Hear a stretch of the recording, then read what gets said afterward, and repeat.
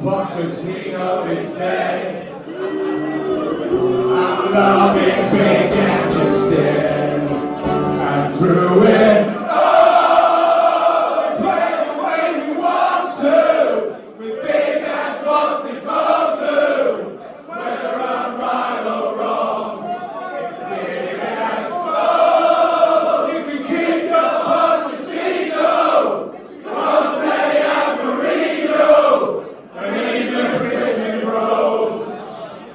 Cause everywhere we go, I'm loving big and instead. What's happening, people? Welcome back to another episode of the Scouting Spurs Talk podcast. I'm very sorry, I just had to play that, just in the right mood for it. This is going to be a good one. We're going to discuss the Palace win, because we still are top of the league, and we'll also be previewing the big game next Monday at home to Chelsea. So yeah, I've got fabulous guests. I'm going to go around one by one and introduce them. Russ, how you doing? Very good, thanks, Harry. Thanks for having me on. It's great to be on with all of you, and good evening to everyone watching on this Monday evening ahead of trick-or-treating tomorrow. Indeed, it is Halloween tomorrow, indeed. Yeah. So yeah, great to have you on, Russ. Your first time on the show. Talking about first time on the show, Rob from Spurs Scouting. How you doing? I'm okay. I can't. Russ is such an old pro. It's difficult to follow that. We should have got Russ last, but we've even got Halloween mentioned. Yeah, but no, good to be here. Yeah, been chatting to Harry for a while. I love doing podcasts. Love Tottenham. So yeah, happy to get into it tonight. Excellent. Well, this is the place for you. It's going to be interesting tonight. Has you've been on my show a couple of times this the last couple of weeks, if you like. How you doing? Nice to be on the stream with you again. Yeah, again. Again. Three or third or fourth time in a row. Yeah, I'm doing good, mate. Well, we're still top of the league, so as long as it continues for the next 30 or so, whatever, 28 side of games, then that's fine. love the positivity. Spread it out already. Why not? Absolutely love it. We talk positive here at the podcast. Chris, great to have you on again. How you doing? Yeah, I'm not too bad. Thanks for having me on again. Yeah, nice to be top of the league and still top of the league. Just a pity our 5-point gap got a bit deducted, but can't complain. No, that is the only thing, but you can't complain. Still top of the league, not joint top. So that is excellent. Big up to everyone listening live on YouTube. If you are listening live on YouTube, don't forget to subscribe to the channel. It is free to do so, and it does help the channel and the podcast grow. So that'd be massively appreciated. If you are listening on any other podcast platform, don't forget to give us a follow and a 5-star review. So I'm going to give a very quick message from our sponsor, SecurityVPN, quickly whiz through it, and then we can get into the fun stuff. So here is a sponsorship message for our new partner, SecurityVPN, because now while we love diving into the action on the pitch, today we're stepping off the pitch for a second to talk about a game changer in online security, which is our new partner, SecurityVPN. We all know how critical it is to stay safe online these days, especially when you're streaming matches, getting into online forums, or even doing a bit of sports betting. That's why we partner with SecurityVPN, the ultimate money-saving tool for cyber safety. You wouldn't play football without your shin pads or football boots, right? Well, SecurityVPN is the ultimate defense for your online life. Let's just say SecurityVPN lets you navigate online world with the same confidence as James Maddison or Pape Matisar on the ball. Stick around and find out how you can get exclusive offers and discounts in the coming show. So now that's done, there's always a long paragraph I get sent through. Believe it or not, I've even cut that down. So that is extremely long. Let's get into it and crack straight into it. And I'm going to come to you first, Russ. I want to know, thinking back before the game, before the Palace game, because it is hard to do so for that win. I want to know your lineup, your thoughts on the lineup before the game, because we had Basuma come back from suspension, in for Højbjerg, Davis for the injured Doki. So give me your thoughts before the game. I'm not a fan of Ben Davis. I don't think he is, the devil incarnate. I think that his time at the club has run.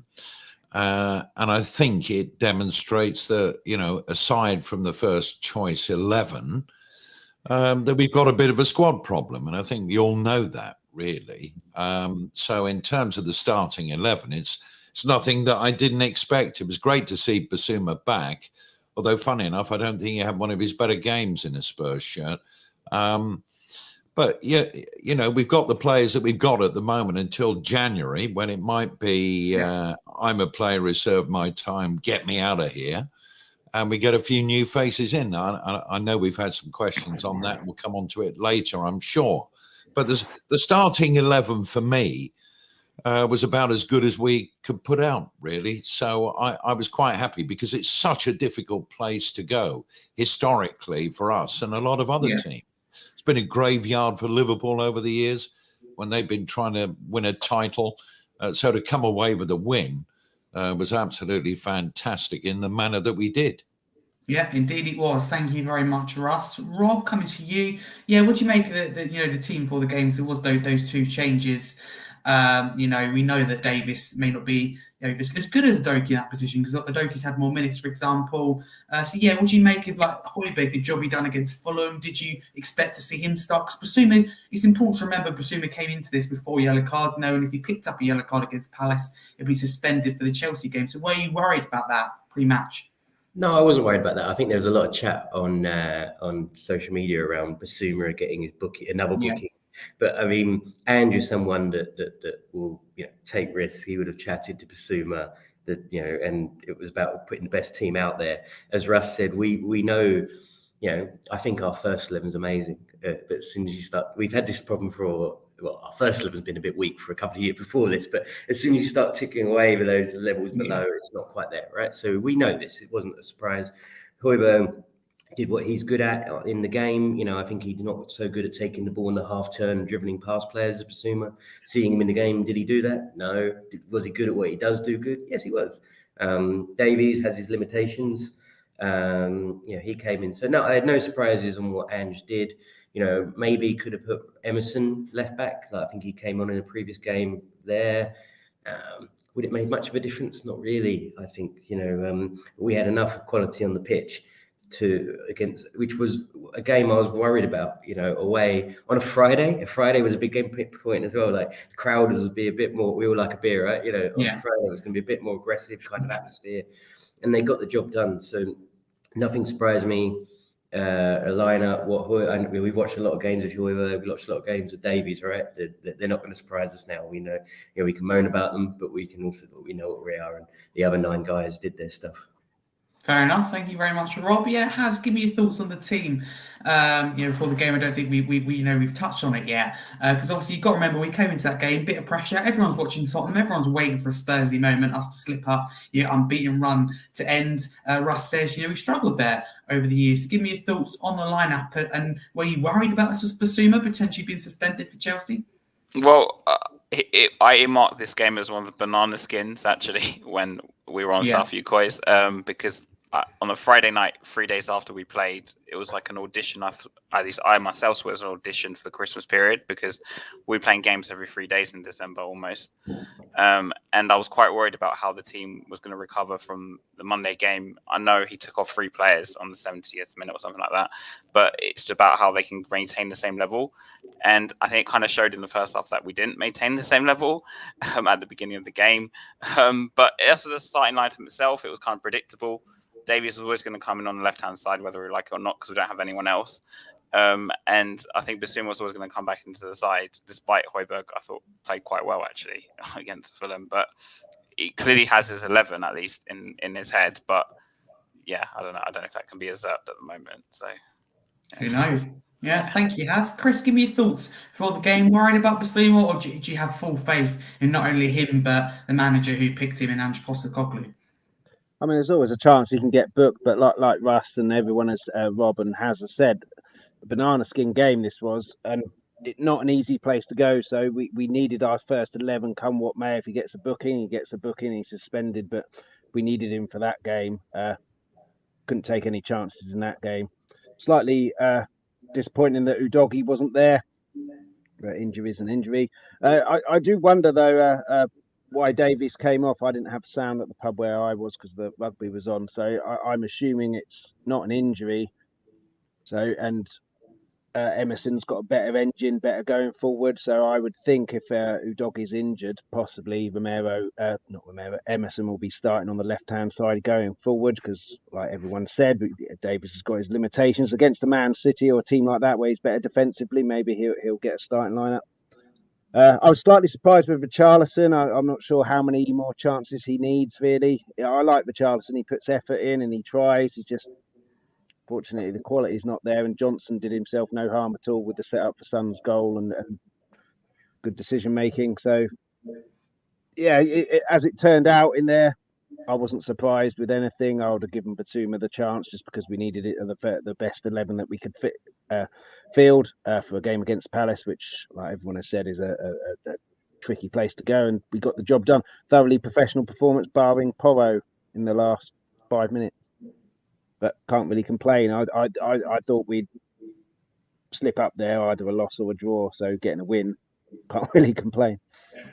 Yeah, absolutely. I mean, I don't know about you guys. I think the old Tottenham last season could have potentially drawn, even lost that game. You know, we can see that goal to IU, that mentality thing. So for us to hold out just shows, I think, how far we've come and that switch of mentality.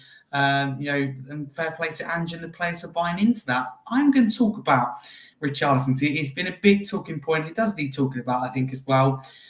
Chris, and come back to you since you highlighted it. Actually, you know, with Richarlison, how do you think he's played not only against Palace, you know, but this season? And what do you put perhaps his performances down to? Is he as bad as some people are saying? Are people over exaggerating? Is it because of the price tag as well? Do you think? I have no idea, to be honest with you. Against Palace, he couldn't pass the ball, so that's not going to help him at all. If he can't score goals, at least you can pass the ball. And if he's giving it away, that's not going to help him. I think he's got a severe confidence issue, whether that's to do with the fact that he's not the main man. At Everton, he was the main man when Calvert-Lewin was injured, and he basically kept them up. He's never going to be the main man when Harry Kane's there, and now Son's scoring goals for fun. He's never going to be the main man again. And he's not going to play as the number 9 now either, because Son's just playing too well there. So he's kind of not a squad player, but he's having to fit in rather than being the first name on the team sheet. The chance he had against Fulham in the first half where he side-footed it just past the post, really that should be going in. Harry Kane, a Son, it's not even a question, is it? You're just picking the ball up and putting it on the centre spot for a kick-off. But he puts effort in. He's obviously going to be good for Ange ball in terms of the pressing because he's got that energy to press. So he does have his uses in that respect, but then so does Johnson as well, because he's quick and going to press, and Johnson can pass the ball. Decision making at the end for Son's goal, he could have been forgiven, Johnson, for having a go at that, and himself, being that he's trying to force his way into the team, but he decides put it on a plate, get 2-0 up. I want Richarlison to succeed, but I don't know how many more chances he's going to be given from the starting lineup before Ange has to say, you're going to have to be on the bench, I'm afraid. And we don't know how affected he was by the personal issues with the person he trusted not being trustworthy and everything like that. I think it's a severe confidence issue. If he can get a couple of goals, he might be okay, but I can't really see where they're coming from at the moment. And maybe it's an idea to just take him out the firing line, stick him on the bench. But then, of course, who'd you put in with the squad issues that we got? But yeah, I'm not really sure what to put it down to, but if he can't pass the ball 5 meters and he keeps losing it as well, he's not going to endear himself to anyone, and you can only really drop him then or put him on the bench. Okay, very true. Thank you. Like the honesty. Rob, coming to you next. What have you made with Richarlison? Because obviously he's been moved out on the left, perhaps to get the best out of him or to get the best out of some may argue. So yeah, what do you put it down to? Is he as bad as some people make out? And what do you put it down to? And do you have faith that he can keep delivering and keep, remaining this starting 11, if you like? Well, I think there's multiple things, right? So one, the narrative was last season he's not playing in his true position. That's why he's not quite there, right? And the irony was we had Son out of form last year, and then Conte wasn't playing Richarlison, and then now we've got Richarlison out of form, and we're playing him, right? But I don't think he's as bad as people make out. Like, there's some stats doing the rounds of some other high-profile players that have scored or assisted less than he has. His pressing is decent and that kind of stuff. But I think it's been said before, though, right? If we want to be the club that we want to be, competing where we are in the league, you do have rotation. Right? So we signed Johnson for a good sum of money. we have other players like Brian Hill wasn't an insignificant amount of money we signed. He's coming back to fitness. Yeah. Solomon isn't that far away. It's not a crazy injury he has. So we shouldn't just sort of say like, these guys are going to start every game. Other top clubs rotate forwards. And it's not seen as an unusual thing. So you have a bad game, or we all know like Richarlison's good in the air. We don't really have anyone like him else in the squad. There might be a game where that's useful. He can come in at the far post. That's probably from memory. Most of his goals have come in the air. I think there's certain games that make sense, and then there'll be other games where Johnson. I don't know how fully fit he is at the moment, but he starts, and if he's doing well, and then you rotate. So rather than focusing on the negatives of what Richarlison's bringing, and of course there are things there, and I know he's got some personal issues, but just who's best for that game, bring it in and bring them in, and take from there. And I think Ange's been quite clear on that, right? He's not there to explain why people aren't playing. He's there to put the best team on the pitch. And when the team's winning, like it is, I mean, it's very, if you're on the sidelines, it's easier to understand if someone's on the pitch playing well, and it's easier to integrate into a team playing well. So, I think individuals understand that more, right? So, I don't think we should focus on Richarlison as an individual too much. But we signed Johnson for a reason, right? He's not going to get ahead of Son at the moment. That means it's either going to be Kulusevski or Richarlison. So, very true. Both Johnson and Richarlison came for big price tags at the end of the day. So, thank you very much, Rob. I know your thoughts on Richarlison, but people who don't know, they're going to ask you on this question here. What have you made of him? Yeah, so, what have you made of him in that left position? What do you honestly make of him against Palace? And what is it you want him to improve on? Okay. I'll go from the off. First of all, the price tag to me it's not a big issue, and I say this why, because in today's day and age, 60 million, 50 million, like we spent on Brendan Johnson, is the price of a forward. Not like a top forward, not someone who's like 80, 90 million for like an Osherman or something. That's just the normal price tag for a forward. Number two, Richarlison's playing on the left. Personally, I see him as a striker. So whenever I watch him, I feel like he's not in this position that he should be playing at. And it's not helped. It's not helped himself in the sense that Son's scoring goals, right? So he's not going to get a game in the middle. But I think he's actually doing all right down the left, because, like I said, I don't think that's his position. And we've got a goal and a few assists out of him. I just feel like he's getting somewhere. But with him, I think it's just he's an instinctive player from what I've seen of him over the years. Yeah. And he just needs something just to go for him. For the personal issues, I don't know how deep it is, or we don't know enough details, I think, to make a judgment on it. But I initially was quite surprised that he was playing after that whole thing came out. I thought he would actually take him out for a few weeks, but obviously Ange didn't think it was such big of a deal when he's been playing him. So that's a bit ambiguous. Do I ever think he'll be successful with Spurs? Well, a lot of people wrote off Harry Kane. You know what happened there. But I do think with him, he just needs something to go for him. He just needs a break. And we need to also take into consideration Son's age. Now, Son, I think, only has this season and next season at the very max left at Spurs, if I'm being honest, as in his complete functionality as a starter, personally. So I don't think it'll be stupid for me, I think, to say sell Richarlison now, because I think it's just we won't have any other option in the middle. So I think you have to kind of be more patient with him. And also, I consider this Richarlison's first year, because Conte basically just chucked him out last year. He barely used him. So to me, it's like I'm watching year one of Richarlison. That's just my opinion. But I know a lot of people disagree. And I'm not saying Richarlison's going to be like the next Ronaldo, by the way, or anything like that. But I think we just have to give it a bit more time.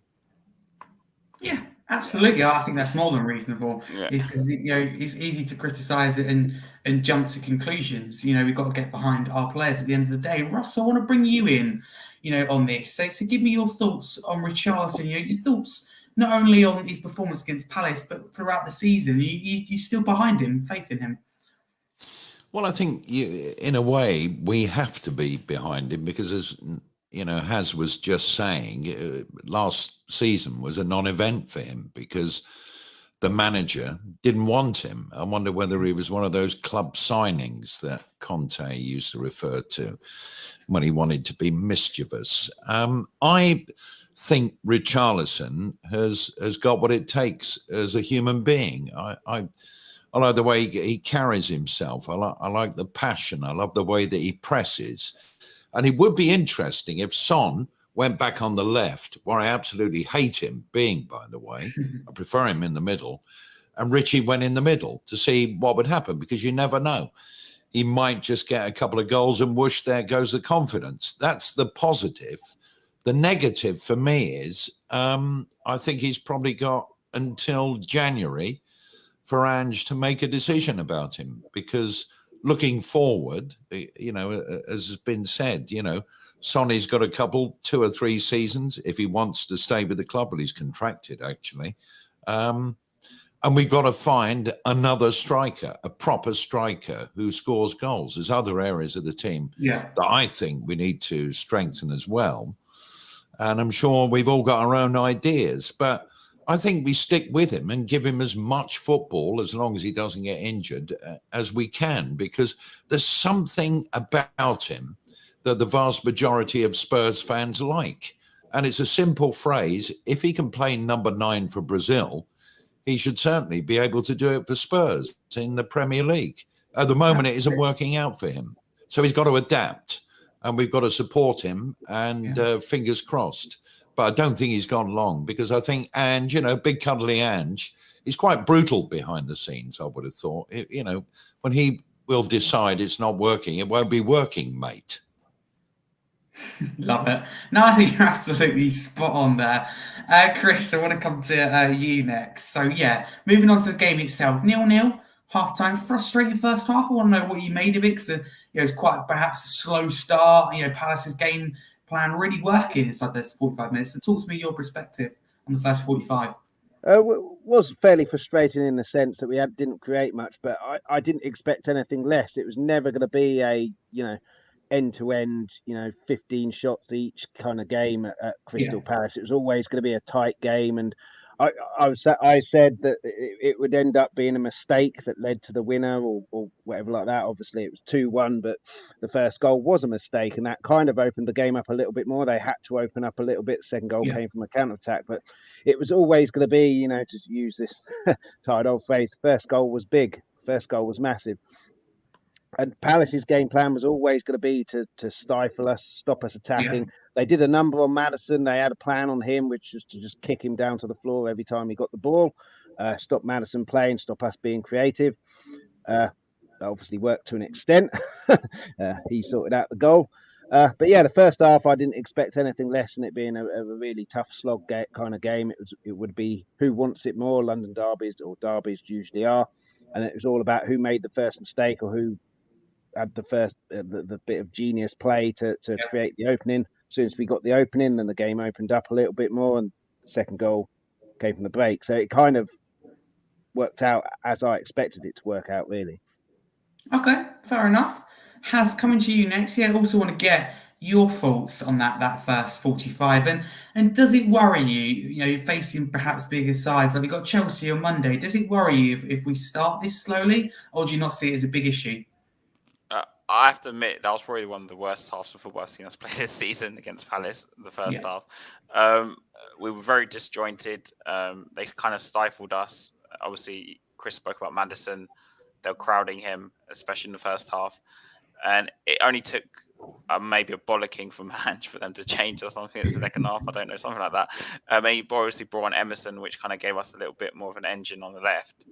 But I don't know, I wasn't encouraged by the first half. But the difference is we're playing away from home against Palace, who will more than likely play a low block, which is obviously naturally going to frustrate us. I think with Chelsea, it's a bit different, because I think they're going to attack us more, so it might be a bit better, and we're at home. Yeah. This is why, like I said, I earmarked this game as the banana skin. But we got through it in the end, so... That's the main thing. As long as you get 3 points, you know, I don't think Tottenham would have lost season. So that is the main thing, 3 points at the end of the day. So Rob, coming to you, because we took the lead, didn't we, to the 53rd minute, you know, as Has points out, an own goal from Joel Ward. Maddison went down as assist. You know, he's the main man behind it, let's face it. I mean, neither the defender or Maddison wanted to go down for an own goal, but that is how it works. Just how important was Maddison to that move, and how good has he been this season? Oh, what a question. So first off, yeah, it's about putting the ball in dangerous areas, right? And then I always think in those banana skin games, Yeah. I probably bore my mates with the same comment. If we just score early or get the goal, then it can open it up. The longer it goes on, the worse it is, right?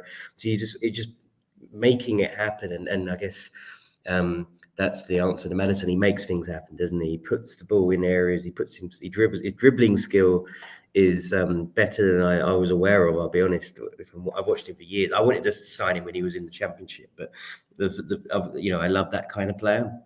But yeah, his dribbling skills, I think, particularly have been really good. But getting past players, and just making things happen. And that's what we do. We statistically, we're having more touches in the opposition area than other teams. We've had a lot of own goals in our benefit this year, and that's because we're just again and again. And difference between other versions of Tottenham in the past. Hold on 1 second. 1 second. Sorry. No worries at all. Until Rob comes back, I want to ask you, Russ, you would love that. That's why, because it's live on YouTube. These things do happen. Poltergeist in the house or something. Rob's back to go for it. What were you saying? No, I think previous versions of Tottenham, we get frustrated, we give up, we run out of ideas. Whereas I was never worried about that, and one of the reasons is because of the quality of Madison. To go back to your question, we just kept going. Yes, it did help. It would have been a different game if that goal hadn't gone in. Your question was it 53rd minute? It was early in the second half. I must say, when it went in, I had that mixture. Like I always knew that was going to happen, and I'm so glad it's happened because now it'll be an easier game, right? That two sides. So.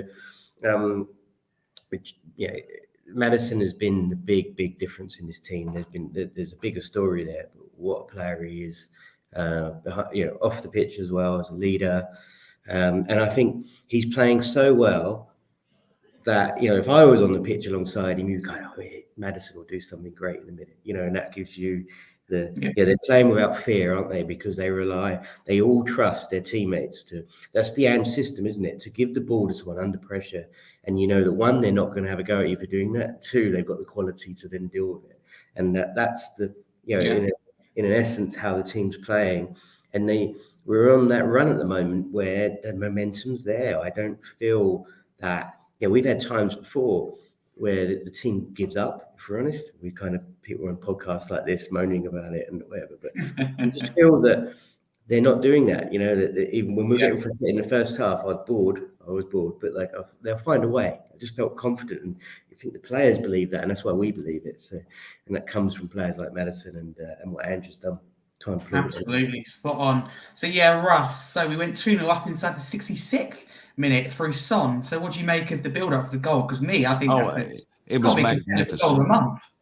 Amazing. Magnificent. And it's not the first time we've seen similar sort of football from Spurs, and it helps us forget the last 25 minutes against Fulham and the first half at Palace, because we know that under Ange Ball, they've got that in their locker, and they've got the personnel who can do it, Harry. And I mean, just a joy to see, and to see Sonny every time he scores for Spurs, the face lights up, And make no mistake about it, when I was watching the game, the away support that we've got at these grounds is absolutely outstanding and inspires those players. And, that's why they're on the pitch for 10 minutes after the game, clapping them, having a laugh and a joke with them. It's the whole thing with Tottenham is the brilliant football that we can play, but we don't all the time. The way the manager has set us up, the starting 11 we've got, it's permeated through to the fans. And we're in that momentum, as Rob said, that it's going to take quite something to stop us. And please God, it's not Chelsea. Anyone but Chelsea. Well, maybe one other team as well. But that isn't going to happen for a long while.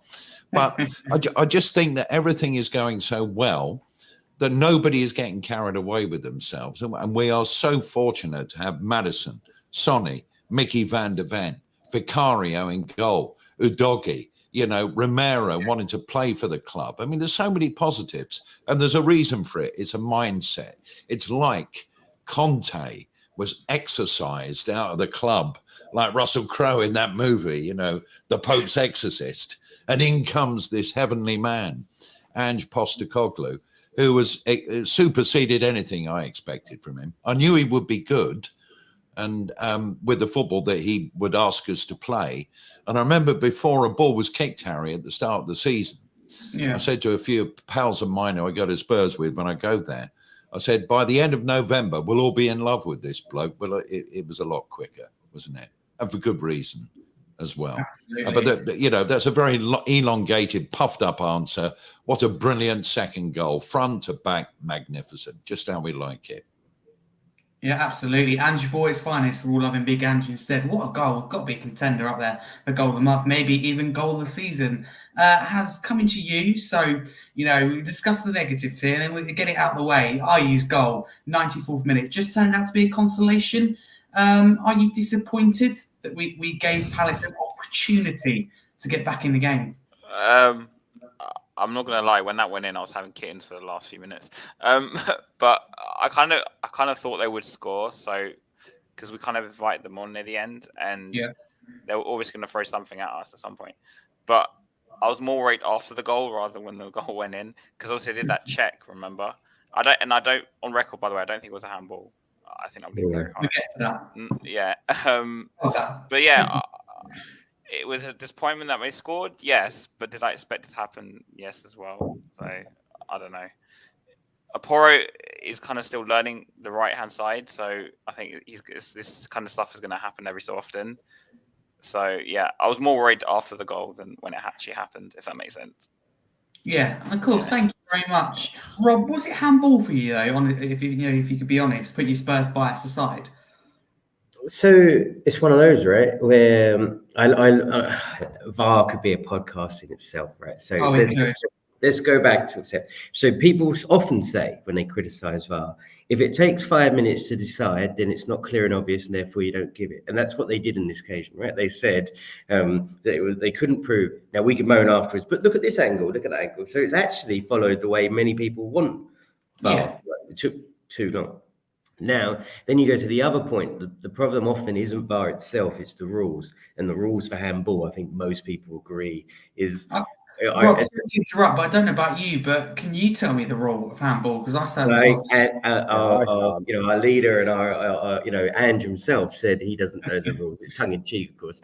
But it's not how it used to be, whereas I used to remember it being quite simple what handball was, and it's become something else. So based on what I see given...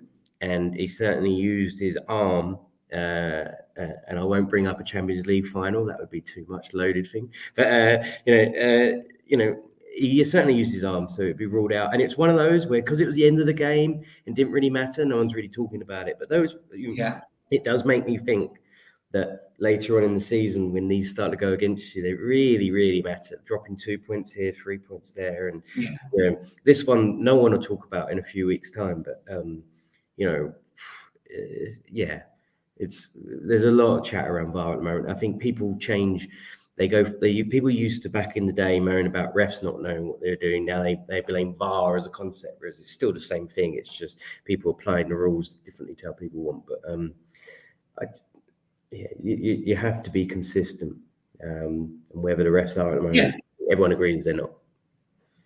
Absolutely, consistency is what we're after. But we know that the next match day, next weekend, this coming weekend, we could have been this similar situation and the goal will be disallowed. So we're just after that fair, consistent decisions, because we think VAR has a good week and they follow it up, for me anyway, this weekend and have a shocker. So it's the consistency I think we can all agree on as football fans that we want. Chris, coming to you, should it have been disallowed for handball for you? Obviously, again, same with everyone putting the Spurs bias to the side. And can you explain the handball rule to me? Can I explain it? No, I can't. I was hoping you'd explain it to me because I've got no idea. Oh, I haven't got a chance. In terms of the handball, I think it's one of them where if it's given us handball, you can understand it. If it's given us a goal, you can understand it. The issue, like Rob said, is if it happens exactly the same next week, it's given us a handball. So the consistency is all over the place. But I actually think in a weird way, it's quite a good thing that they scored it. No, I don't want Spurs to concede a goal, but we were comfortable in that game.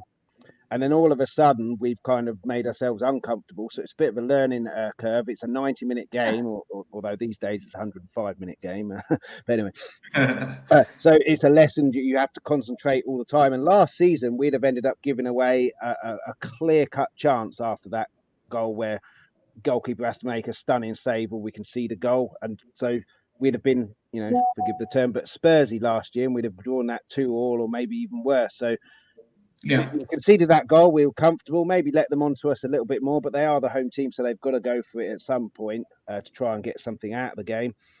And then we obviously took our eye off the ball. Porro, I'm not sure why he went for that, but that, again, learning thing. And then we regrouped again and were solid again and then saw the game out. So I think it's quite a good thing. And we're winning different types of games. We're going away to Burnley, who are open, and battering them and killing them. Could have been anything. We're winning massive battles, which are open against Arsenal, against top teams, which we got battered by last season. We're going to these games, which is really tight. You've got to be patient, and we're winning those games by being patient and having the killer instinct. And then we're seeing games out. Long may it continue. And like Russ said, I didn't expect him to be this much of a change. I've said this on air the last 2 times I've been on there, but this quickly, within a month, it's all changed completely compared to the Dross last season. So, yeah, in terms of the handball, I think it's one of those. If it gets given, you understand it. If it doesn't get given, you can understand it. But the consistency is the big issue. Yeah, okay, thank you, Chris. Russ, what did you make of that ending? Obviously, it was a nervy ending, wasn't it? Squeaky bum time, if you like. So, is it handball for you as well? Can you explain the handball? I can explain the handball law. If it's handball by a Spurs player, the hand is always in a natural position. If it's an opposing player, the hand is always in an unnatural position. There you go. It's nice and clear for everybody. That's how it should be.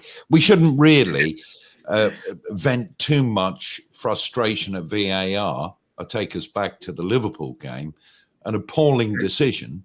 But VAR went with us and we benefited. So it's the yin and the yang, isn't it, of VAR? But I do agree with the sentiment that there are a number of problems with VAR, even compared to what happens on the continent in European football. We seem to be a little bit off our game. But, it was what it was. Palace got the goal, Ayew in the 94th minute. And then for about 4 minutes, we had to steady the ship, which I'll be honest with you, based on previous Spurs seasons and performances, I was a little nervous about and very relieved when the final whistle went. But this is the difference. I think there is belief, and belief counts for an awful lot, I think, with this Tottenham team. And it's down to the coaching staff and the manager and the mindset. It's so important, state of mind. And at the moment, they're in a good place. It's going to be interesting to see when we hit the pothole, which will be coming, and we might lose 1 or 2 games on the bounce, how everybody is going to react. I suspect that Ange won't react at all. He just say it's football. Yeah, I'm sure he will. That's the way he handles it. I think he handles it perfectly. Has coming to you before we move on. So if you briefly tell me whether you think Ayew's goal, wonderful strike by the way, take nothing away from your strike. That's worthy of a goal. Should it have been disallowed for handball? Can you talk to me and explain the handball rule? Well, I don't think it should have been disallowed because I don't think on the videos I saw that it hit his hand, if I'm being honest. I feel like it scraped somewhere like there on the shoulder-ish bit. So that's what I thought. Also, the handball rule, Harry, is whenever the ball gets anywhere near the box and hits the hand, it's a handball. That's the only way I can explain it anymore. Back in the day, in the 2000s and 90s, when I grew up, I guess I'm maybe some younger than some other people on here, but I remember it being ball to hand, hand to ball. That was simple, isn't it? Yeah, and that was a lot more simple to understand because if you get smacked like within 2 yards of the ball and it hit your hand, it wouldn't be given, right? And I remember there were loads of obviously decisions back in the 2090s that used to say, oh, might have been a handball, but most of the time people just got on with it. I think VAR has kind of made things a bit more complicated, even though it's actually meant to make it simpler. And obviously decisions are taking like 5 to 10 minutes sometimes, or and I don't know. The handball rule, the only way I can explain, like I said, is if it hits your hand anywhere near the goal, it's a handball.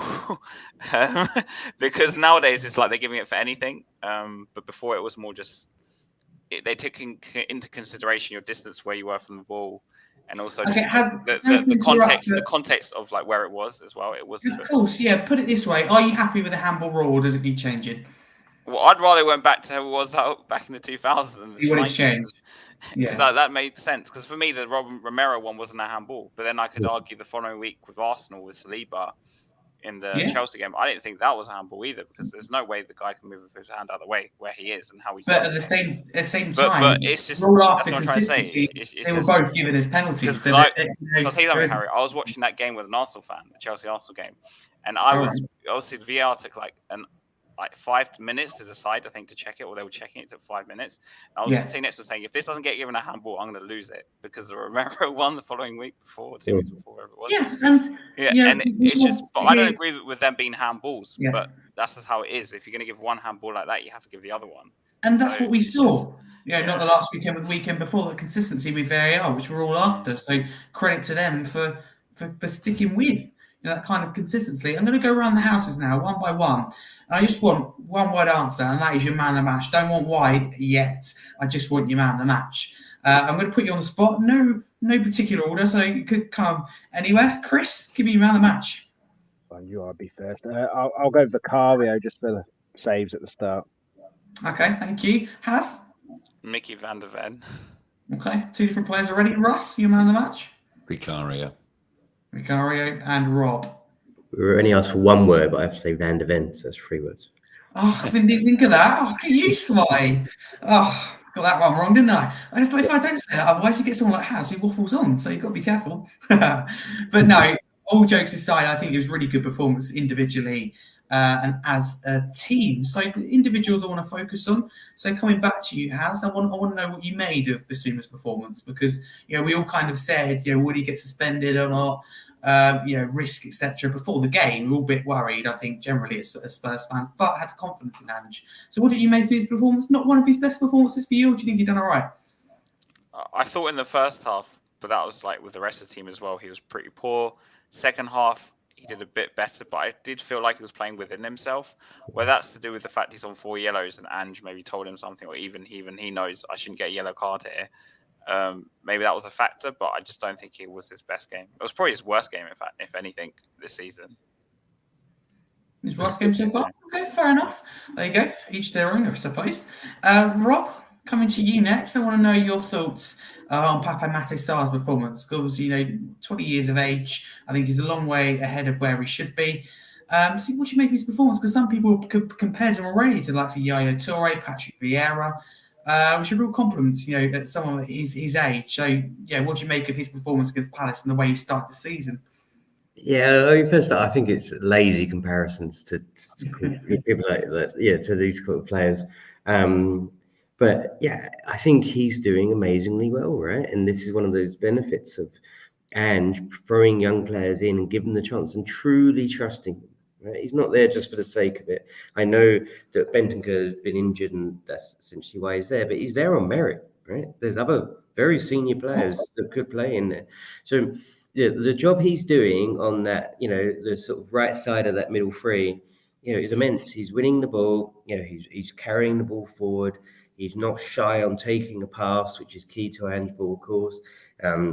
He was the one that had that crossfield ball that went to Johnson, which was created the second goal, which we were all raving about. So I'm really pleased for him, and he's had some games where he's made a couple of mistakes, but then this is exactly what Ange says. You see him 5 minutes later showing for the ball again. He wants it, and we've all spent several years, right, where we've seen us playing from the back or wherever we are in possession, and no one's showing for the ball. No one wants it, and we got this guy who's 20. We all follow the social media posts and so on. He seems like a really nice guy everyone likes. And, the only issue I have is like comparing him to like a Toure or someone like that. Let's see where he ends up, right? But I think he's going to be great. And we don't put that pressure on him. It's such a young age. Whatever he, can achieve in his career, who knows? But I thought last season, when the team struggles and others failed to step up, you got Milan, for example, the San Siro. He won, right?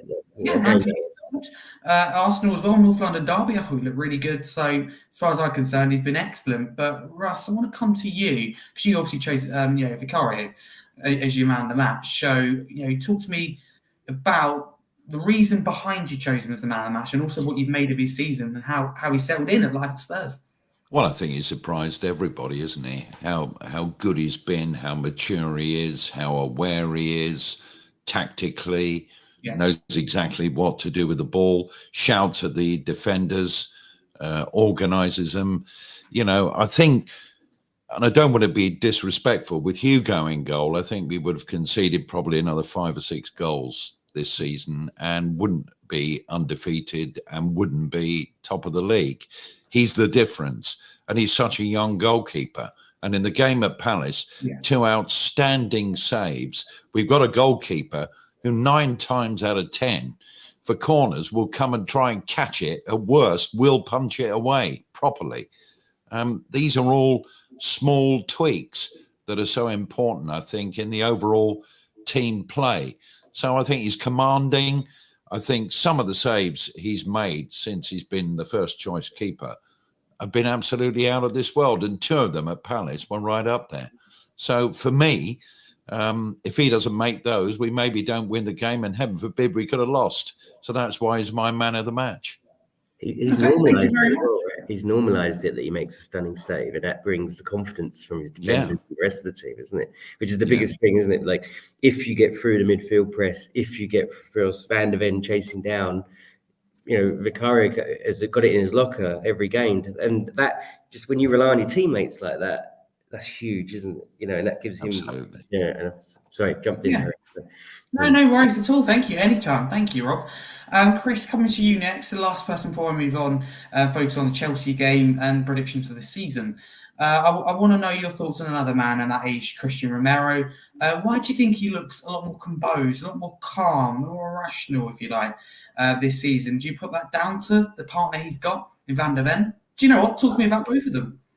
Well, none of them have to deal with Eric Dyer and babysit Eric Dyer, do they, in the centre of defence? But I quite like Eric Dyer as a person. As a footballer, he's just not good enough, unfortunately, despite how nice he might be. But Romero, I think the vice captaincy that comes with a certain responsibility.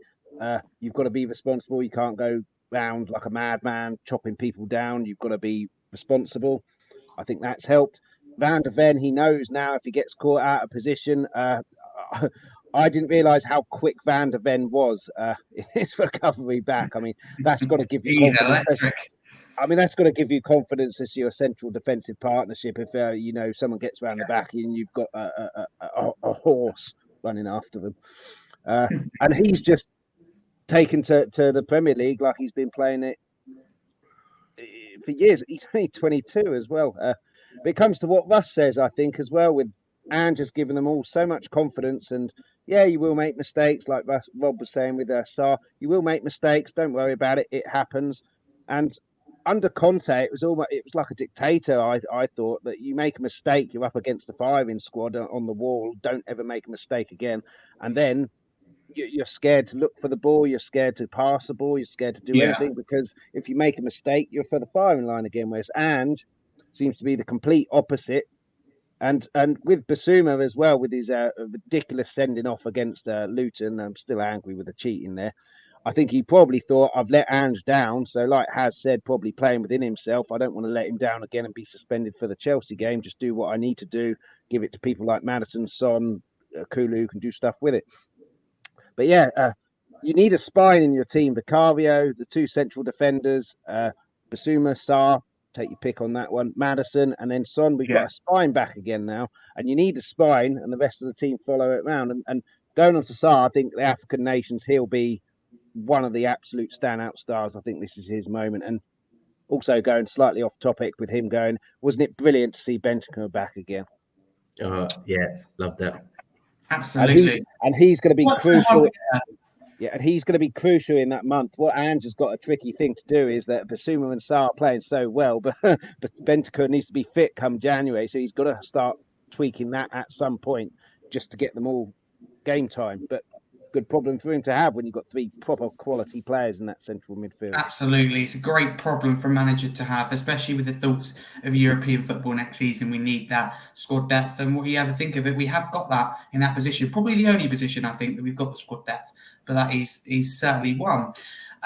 This is going to be a really difficult question to answer because it's very restricting. Because again, it is a one-word answer, yes or no, and random order, that I select. And the question is, do you actually sitting here right now believe we can win the league? Does it mean, or let me word this another way. Do you actually believe that we can be in the title race? That's what it makes it interesting. So Russ, coming to you first, yes or no? Can we be in a title race? Are we in a title race? One word. One word, yeah, yes or no? Sorry. Maybe. Maybe.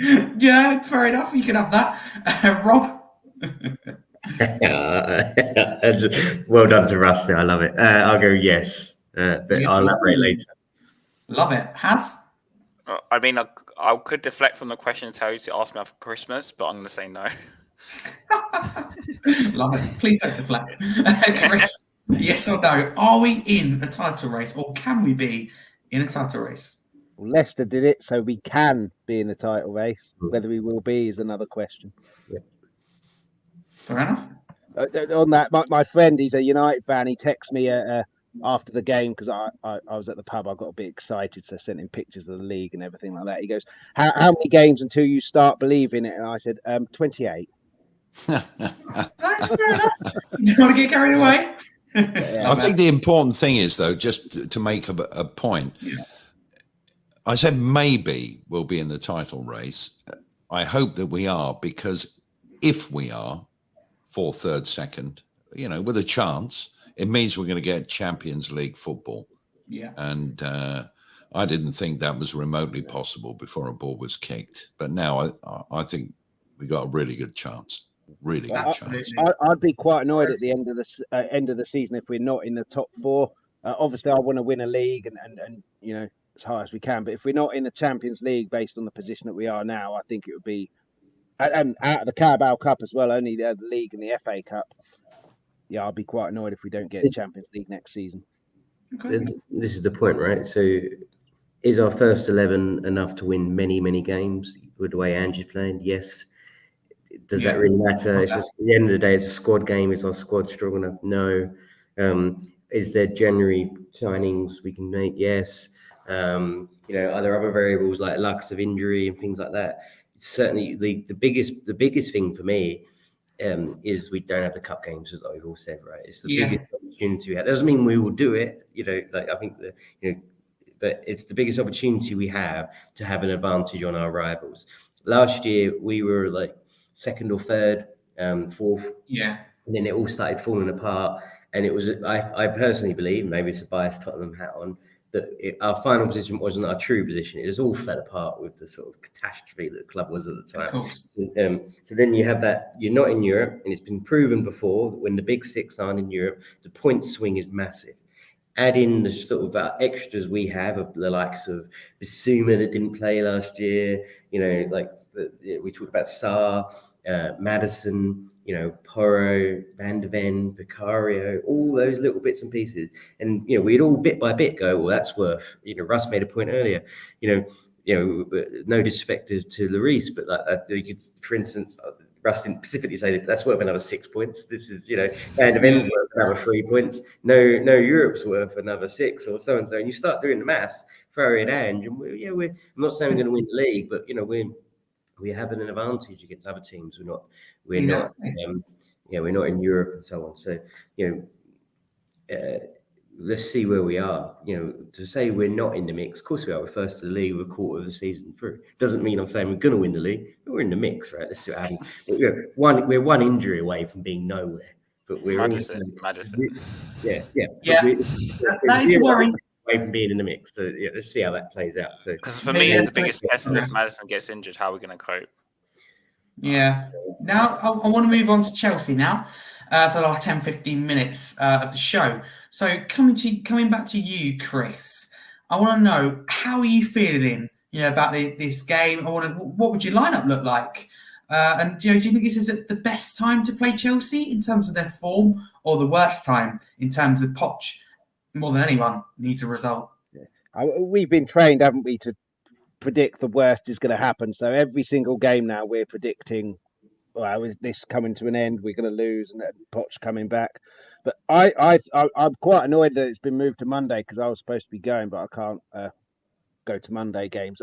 I think it will be a similar atmosphere to that Arsenal game a couple of seasons ago, the 3-0 game where we ran them off the fans ran them off the park.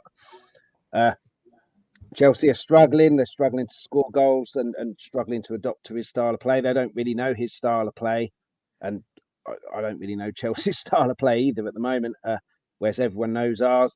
I think it'll be completely different to the Palace game. The Palace game is always going to be slow and a bit boring until someone took the opening goal. Chelsea will attack us. Therefore, gaps will be open. We'll attack them. The onus is on us to attack them.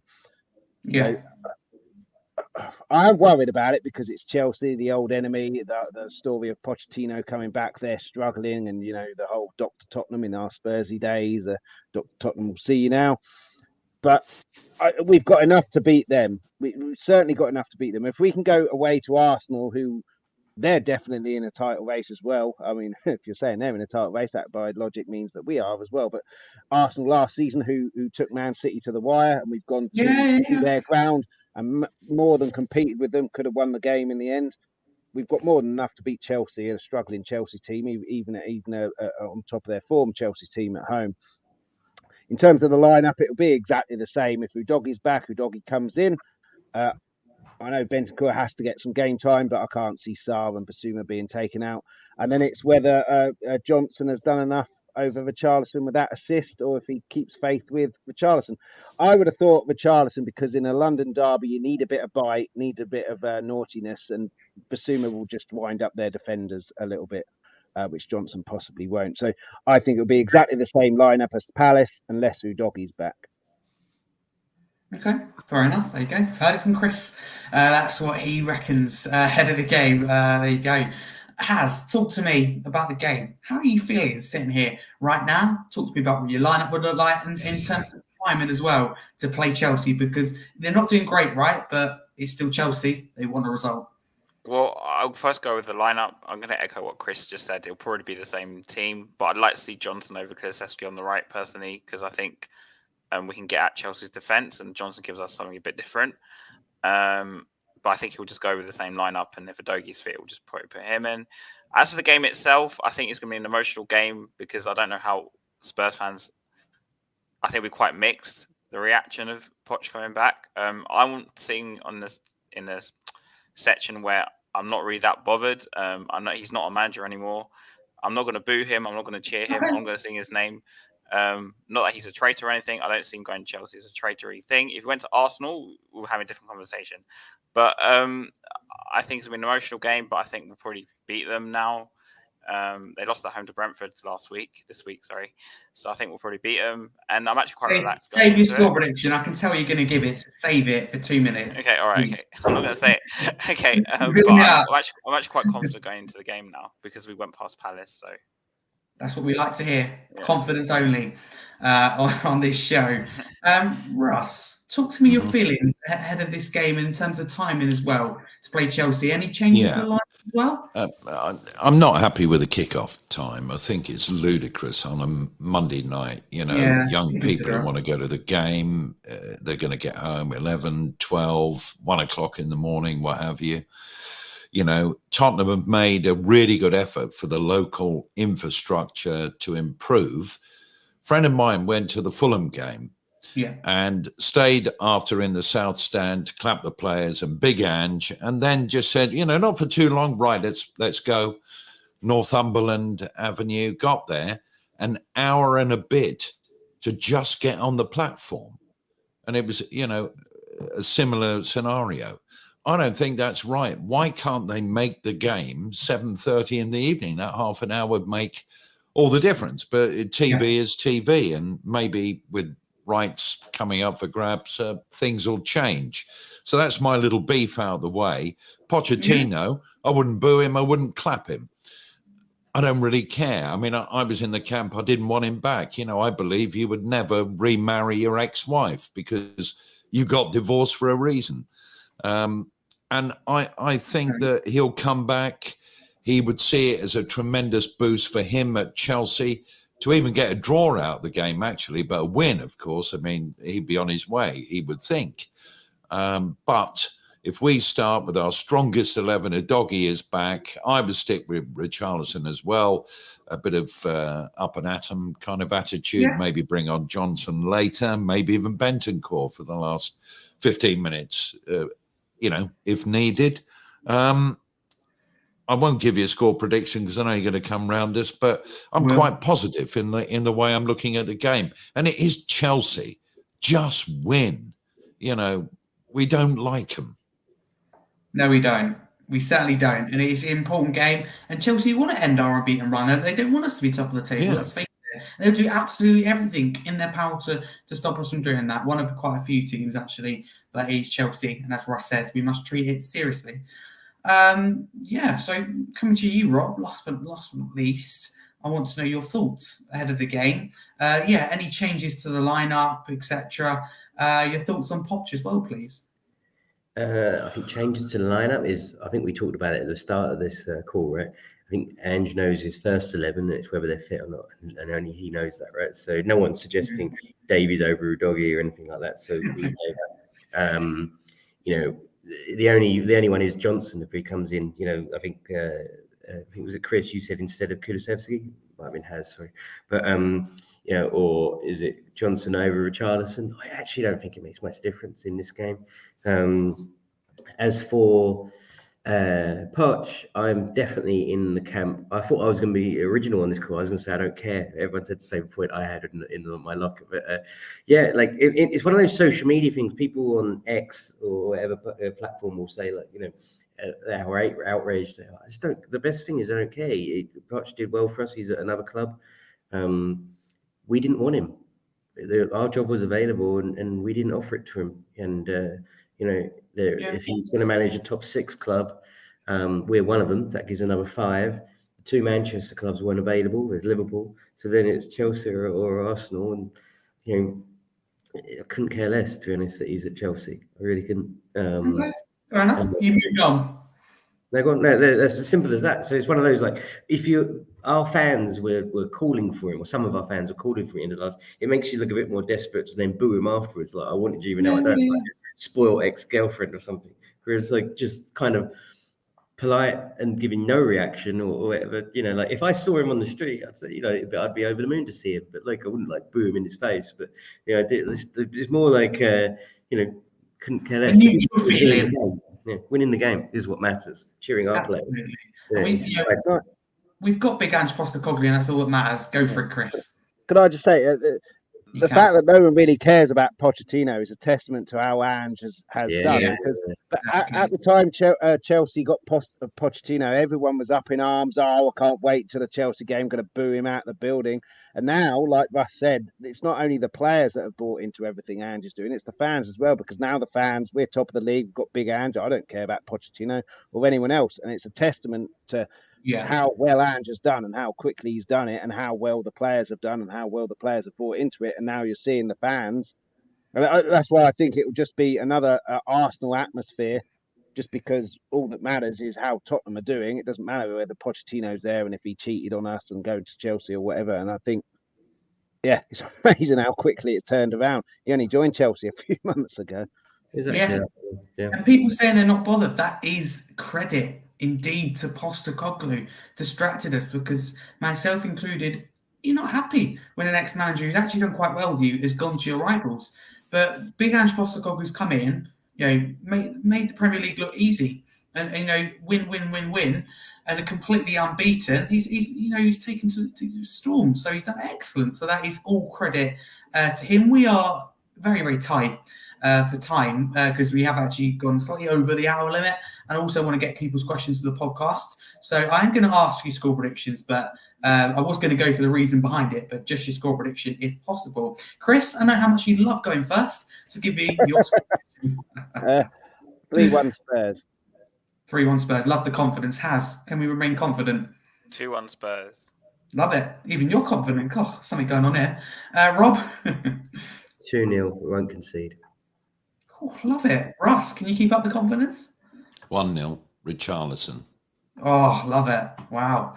I absolutely love the confidence, and the confidence is bouncing off into the chat as well. Barney says 2-0 Spurs. I'd love a win. I don't think it'll be easy, but 3 points is definitely the priority. Before we do go to the questions of people of the podcast, I've actually got a really, really tricky question that I put together. The question is, would you take it, yes or no, if it meant winning the FA Cup, but Arsenal would have to win the league? So, Haz, again, just, yes or no, would you be happy with that? Sorry, what was the question? Yes, I thought I'd have to repeat it because it is actually quite hard. So, would you take it, be happy, satisfied, yes or no, if it, we won the FA Cup, but in the expense of Arsenal winning the league? Yeah, I'll still be happy. You'd be happy, Chris? Yeah, absolutely. It's like the Pochettino thing. It doesn't really matter what other teams are doing. We've won a cup at the end of the day and won a trophy. Would either of your opinions change, Haz or Chris, if I said Champions League? Well, if they won the Champions League? Instead of the Premier League. But we still win the FA Cup. Yeah. Yeah, I couldn't care less. Love it. Absolutely love it. Rob and Russ, what do you reckon? I couldn't care less. I don't think I'd be at Wembley, celebrating it, thinking, oh, what have all the other teams done in the other competitions? No one ever looks back like that. Couldn't care less what other teams do. Definitely. Love it. Russ, what do you reckon? Well, I said we might be in a title race, fingers crossed. And if we are, they would have won it, wouldn't they? True. No, we got a great tradition in the FA Cup. I would take the FA Cup. Yeah. You would, yeah. Okay, it's good because I think, we don't want Arsenal to win the league. We don't want Arsenal to win the Champions League. But what matters most is we have a good season and we get some silverware. So I love that. I completely agree. Now on to the questions that people put forward on the podcast. Thank you to everyone who's hung around and waited for this. How's it going to come to you first? Because the question is from South Ucois. I'm assuming this is Marlon. Marlon says, with no assists, but 7th on chance creation list, why is Kulusevski not clicking with the forward line? Or is he just unlucky? The balls are failing to players and not finishing them. Booth prepared for a lot of waffle. I don't think Kulusevski should be playing on the right-hand side in this system. I've been saying this since game week 1, and I saw him there. I don't think he has the same space and the same areas to do damage like he did last season, the 3-4-3. Yeah. I think that's a factor. But also him himself, I feel like he's overthinking everything he does. He slows down our gameplay unbelievably. I'm probably in the minority here who's more frustrated with Kulusevski and Richarlison because I just feel like the guy's holding us back. And I can't explain it. I think it's because Ange just wants the same team who's winning to play all the time. So he probably just doesn't want to change it. That's the only explanation. Okay. And also got a second question here from Marlon. I don't know if it's for me or you, Haz. We're going to give it to you. You share similar opinions on this. You have to have a little dig. Listen to this. Yeah, I know. You should still drop Son for Richarlison. Well, maybe in like a few months. That's a baby. You're not going to What have you made, all jokes aside, as Son starts the season? Because obviously he has moved position. I think, like, for me, Son can't function, again, on the, like with Kulusevski on the right. He can't function on the left in this system. I think his legs are not the same as 2 years ago. And I think that kind of showed last season as well. And obviously, these players like Bale, Ronaldo, who rely a lot on their pace, they have to adapt to survive and to thrive in the future when they get older. And Son's kind of done that. And I think he's just finishing his dinner. I don't think he's doing anything. I'm not criticizing him for scoring goals, but I don't see anything like he's doing incredible. But he's just a goal scorer, and we need a goal scorer, so he's doing that function. I mean, maybe in the future we'll go out and sign a striker that can do more than just that. It's possible. Yeah. But for now, he's doing his job, and we'll just as long as he's scoring goals, you can't complain. So exactly, goals is what determines a lot of players. Hopefully, Richarlison as well can get them over time. Chris, moving on to you. Question from Andrew King. Big up Andrew King if you are listening. He says, Eberechi Eze. I believe this player can play in more than one position in our playing system. Not sure of contract situation at the moment with Crystal Palace, but I think we should go all out for him in January. Do you agree? We need squad depth, don't we? And if he can play in various positions, I am worried about Maddison. If Maddison gets injured, I don't know who we've got to replace him. But I think it'd be very, very interesting in January. I don't know how many games we'd have played in the league when 1st of January hits. It'll be in the 20s. But if we're in a title race, Ange is a winner, and he'll be saying, I need this player, I need this player, I need that player. And it'll be very interesting to see what Levy does. If he goes, okay, I'll go and get you those players, because he's not going to be stupid and ask for Mbappe or Kane back or anything like that. He's going to ask for players like an Eze who with a contract situation, are possibly going to be easier to pry away from Crystal Palace. He's English as well, isn't he? So it will help the English contingent thing. Yeah, and young as well, so he'll have legs and energy, which obviously is a big part of Angie's system. So, but I'm back into the. I was with it with Conte. If Conte wants the player, if Ange wants the player, I want the player because it's a player who fits the system that the manager Absolutely. wants. Ange wants him. We want it. Levy, go get him. But I think it'd be very, very interesting in January if we're in that title race and actually have a legitimate shot for a title race, and Ange is asking for this player and that player within reason. He should be listening to them. Whether Levy says, well, we can, but we have to sell all this dead wood first for top dollar, which no one's going to pay for. But it'd be very interesting. But yeah, I'd take Eze if Postecoglou wants him. Okay, thank you very much. Rob, this question's from Things Hotspur, Big Up Things Hotspur, who says, what reinforcements do we need in January to stay where we are? Good question. I think a winger that can interchange. I think we're maybe someone who's a bit more one-on-one specialist. I think we're lacking that a little bit, other than Solomon, and maybe there's doubts around his quality. Centre back for sure. Yeah, we sold Sanchez, and we all have our opinions on Sanchez quality anyway. I said it earlier. The first 11's decent enough. We need players that can come in and it not to be a drop off in quality. Centre midfield's decent.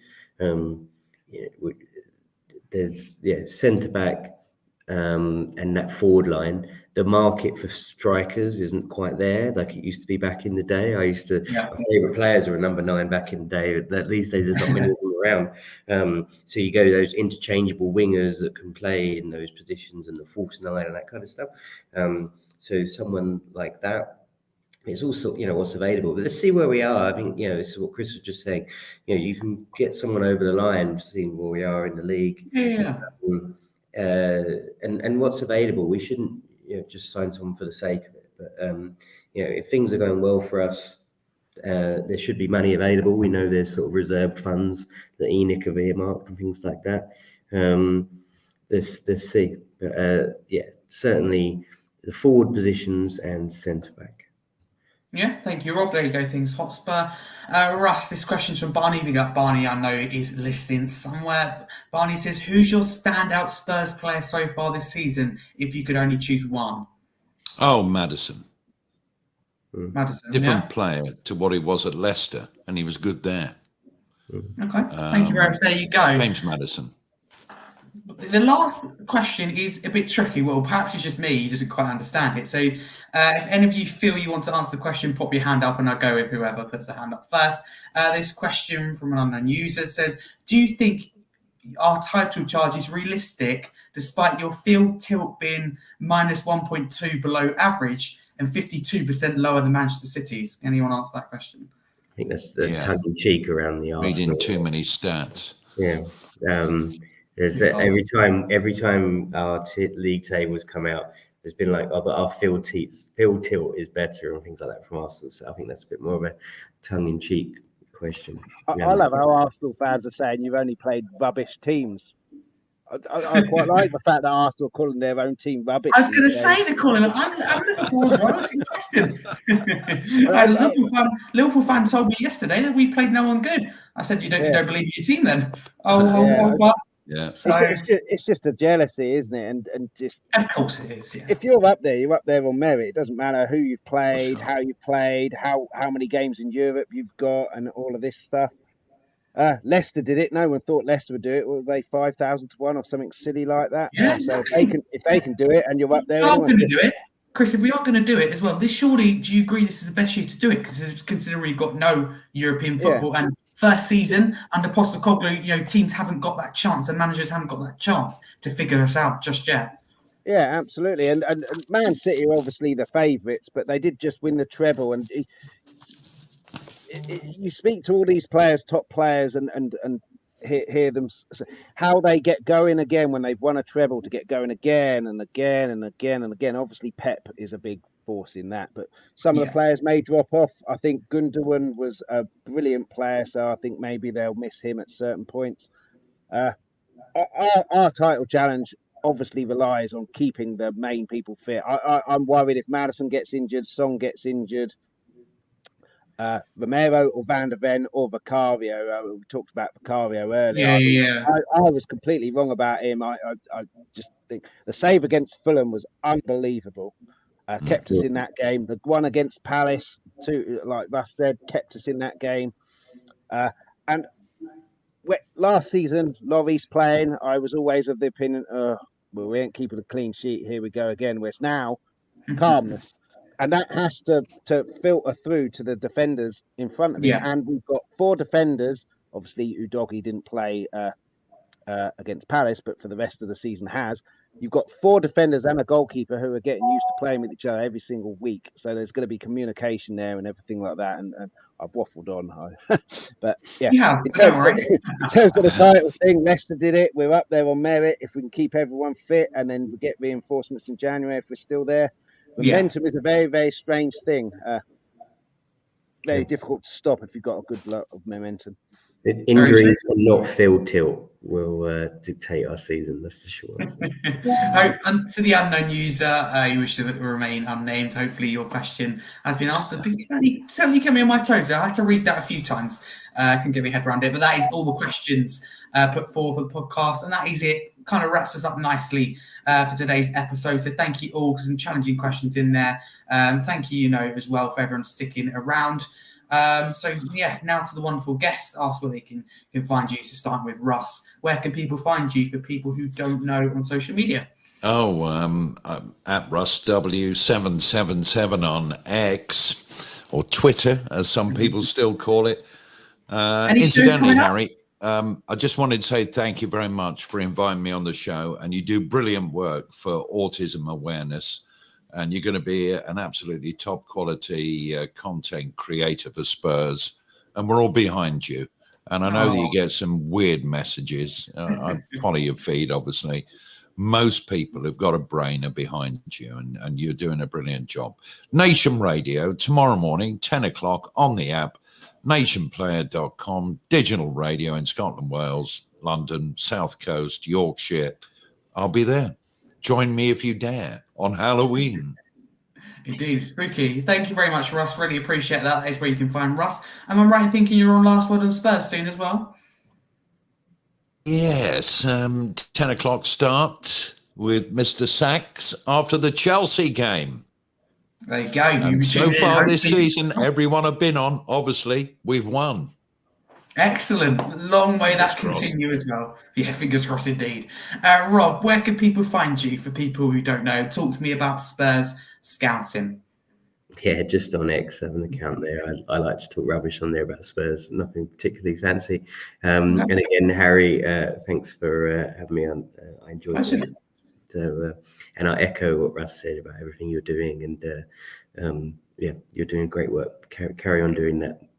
I really appreciate it, and thank you very much for coming on. The pleasure is all mine. Where can people find you, apart from obviously being on the stream, the podcast, the episode with me? Talk to me. Anything planned for your show? When am I next coming on and talk about? So on Wednesday we'll be together on my channel around 6ish. Also, I'm on South Ucois quite regularly, so I'll be on there on Friday for my preview show on that channel. You can also find me, like I said, here, there, and sometimes on like Tottenham Away, maybe. So on Tottenham Away the other week. And please subscribe to my channel, which is Hasper TV, and follow me on Twitter at Hasper92. So it's quite similar. So yeah.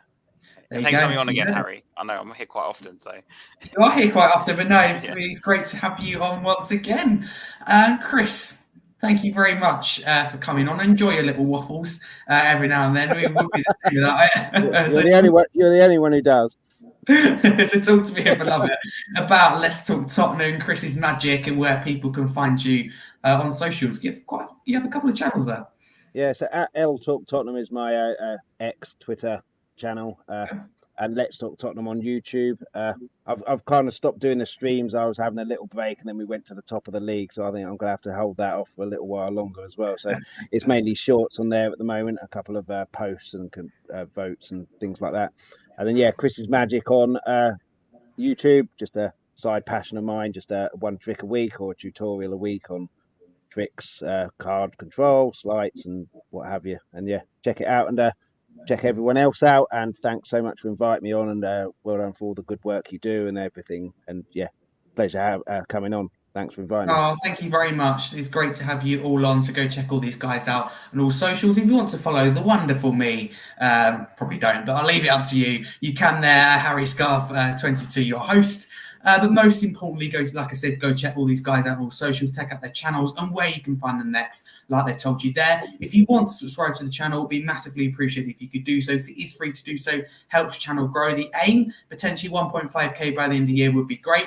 Yeah, a bit tough, but, you know, we like to aim high here at Scouting Spurs Talk. And as well, you are listening on any other podcast platform, don't forget to give us a follow and 5-star review. Without further ado, as we always say, up the Spurs, and time for I'm Loving Big Ange instead. What's running through my head? Pochettino is dead. I'm loving Big Ange instead.